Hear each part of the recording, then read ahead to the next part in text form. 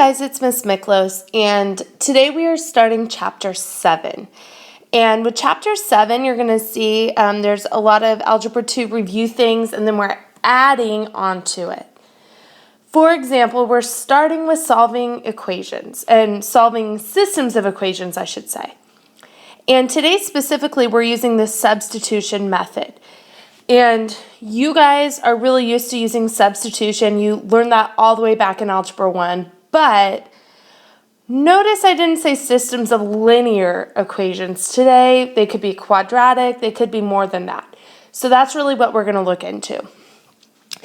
And one thing that I think is important is that we know that a lot of problems in business, business, science, and engineering involve two or more equations in two or more variables. And so I know a lot of times we're like, when are we ever going to use this in our lives?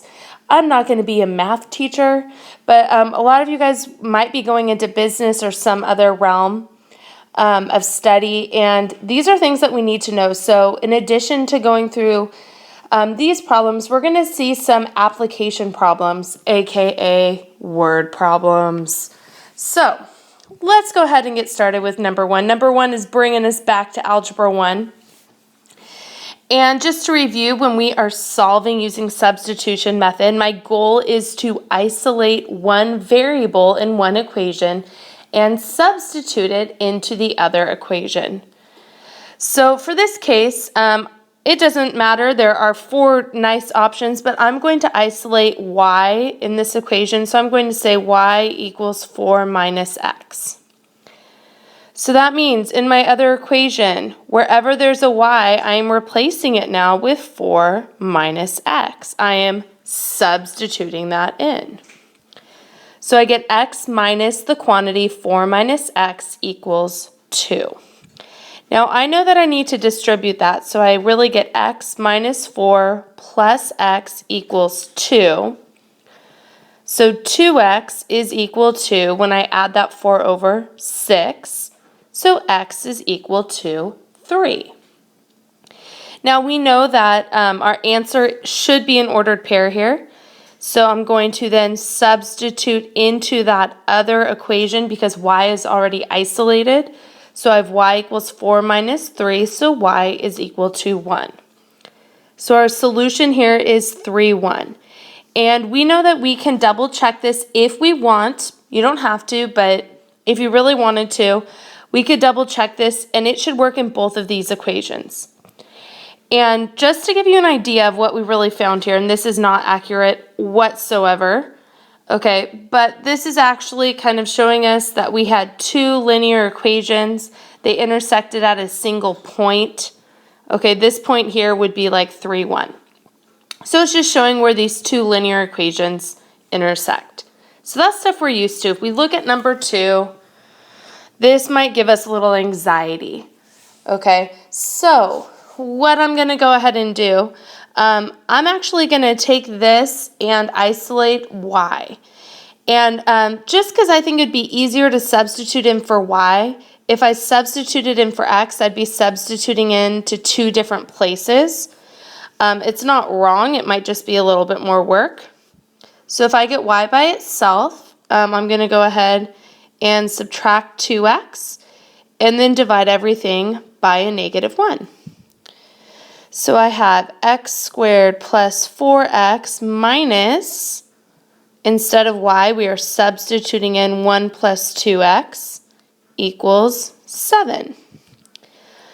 I know that I need to distribute that negative, so I get x squared plus 4x minus 1 minus 2x equals 7. And when I add my like terms together, I get x squared plus 2x, and I'm going to subtract 7 from both sides to get it set equal to 0, so I get minus 8 equals 0. And at this point, this x squared is giving us a few issues. So we want to review the methods that we've learned to solve quadratic equations. The one I didn't write down was just square rooting both sides, because that only works sometimes, as does factoring, but factoring is normally my go-to. I will always see if that works first. Then our other two methods, quadratic formula and completing the square, we know these are the two methods that work every single time. And it really doesn't matter which of those you choose to use. I would always try factoring first because it's the easiest, but if that doesn't work, I would rely on one of our other two methods. So I'm going to try and factor, as I said, because that's my favorite method. I'm sure you guys all have a favorite quadratic method too. So I'm trying to think what factors of -8 add up to be 2, and I'm going to do +4 and -2. So when I set these factors equal to 0, I get x equals -4 and x equals 2. And what this is showing me here is that we have two different x values, so we're going to have to find two different y values. This means there are 2 points of intersection. So first I'm going to see when x equals -4, I would do y equals 1 plus 2 times -4. So I get y equals 1 minus 8 or -7. So -4, -7 is one of our solutions here. And then when x equals 2, I would do y equals 1 plus 2 times 2. So y equals 1 plus 4 or 5. So 2, 5 is another solution here.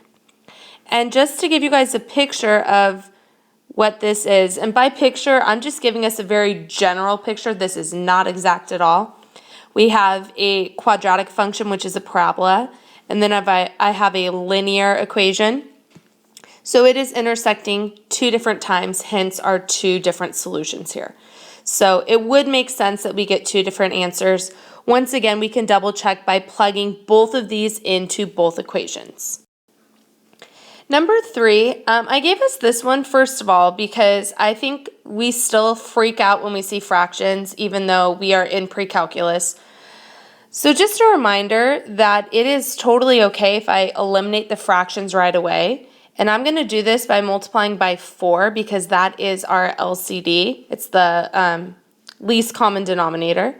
So when I distribute 4, I would get 2x plus 3y equals 12. And I noticed something strange here. I have the same exact equation 2 different times. And a lot of the time, if I continue down this path, it may not be as obvious as this, where it's exactly the same. And so if our variables cancel out, we should ask ourselves, is this true? So a lot of times when I'm using substitution, all of a sudden I'll get like 0 equals 0 or 3 equals 7, things like that. So if it is a true statement, which this would become, that means that it's the same line. Okay? And if not, if we say no, that means that the lines are actually parallel. So if we have the same line, the best answer we can give is all the ordered pairs on the line, which we denote by putting an ordered pair x, y. And then I'm going to write the equation of the line. Okay, and what this is actually showing me here is that if we graphed this, it's not all solutions because it's only the solutions that are actually on this line. So if we move to this next one, it says, what would the solution to the system be if we changed the constant in equation 1 to 11? And in that case, we would get parallel lines. Parallel lines is not the solution. That is just describing what's happening here. But we know our solution is where the points intersect or where the lines intersect. Parallel lines never intersect, so our answer would then be no solution. Number 4, it says, once again, solve the system of equations. So we're going to go ahead. I notice once again we have something that's quadratic. So I'm going to take this equation and isolate y. So I get y equals 4 plus x. So in my equation, I'm going to go ahead and say x squared plus, and I'm substituting in 4 plus x equals 3. So I have x squared plus x, and when I subtract that 3 over, I get plus 1 equals 0. And of course, I would try to factor this, but there are no factors of 1 that add up to be 1. So that means that we need to rely on a different method. And I'm actually going to show this to you guys in 2 different steps. First, I'm going to go ahead and show you guys using the method I prefer, which is completing the square. So in completing the square, I'm going to bump that 1 over. Now I'm going to take this coefficient, which is 1, and divide it by 2 and square it. So I'm going to add 1/4 to both sides. Now at this point, I notice that this is going to give me a negative number, which is going to be a problem because eventually we need to square root this. Okay, if I'm factoring the left side of the equation, I know that it's x, and then it's always half of this middle coefficient, so I'm going to say x plus 1/2 squared. When I square root both sides, I get x plus 1/2 equals plus or minus the square root of negative 3/4. This tells me that it is imaginary. And we know that we cannot graph imaginary numbers. So as soon as I know it's imaginary, I know that my answer is no solution. Now let's go ahead and do this same problem using quadratic formula. So if I'm using quadratic formula, okay, my A value is 1, my B value is 1, and my C value is 1. That's kind of weird. So I'm going to do, just a reminder, quadratic formula is x equals negative b, there's that negative, plus or minus the square root of b squared minus 4ac over 2a. So when I put this in, I'm going to say x equals negative 1 plus or minus the square root of 1 squared minus 4 times 1 over 2 times 1. So I get negative 1 plus or minus negative 3 over 2, which once again, this is telling me that it is imaginary, so we have no solutions. And just to give you guys a little picture of what this would look like, okay, it would be like here is my parabola, and there's my linear equation. So it's set so that they're never going to intersect one another. So example 5, just like any other word problem, we are going to highlight the stuff that seems important. It tells us a total of $12,000 is invested in 2 funds, paying 9% and 11% simple interest. The yearly interest is $1,180. How much is invested at each rate? Okay, so I think that the 2 rates, or the amount invested at each rate, is going to be what's important. So I'm going to let x equal the amount invested in the 9%, and y is going to be the amount invested in the 11%. So some things they tell us, first of all, it says that we invest $12,000 total. So the amount in those 2 accounts is equal to $12,000. Now, since this is in this section, obviously I'm thinking I should have 2 equations that have 2 variables. And so the other piece of information, it tells me that the interest is $1,180. So what we're going to do here, I'm going to say 0.09x, because the amount invested in 9% interest, if I took that amount and multiplied it by the percentage, it would tell me how much interest we made. Plus 0.11y equals 1180. So giving this equation, we're going to use substitution. I'm going to go ahead and isolate. I'm going to isolate for x just because it looks easier because I can just subtract y over. But just a reminder, it doesn't matter what we isolate for. So I have 0.09 times 12,000 minus y plus 0.11y equals 1180. So I'm going to distribute, and I get 1080, that worked out pretty nicely, minus 0.09y plus 0.11y equals 1180.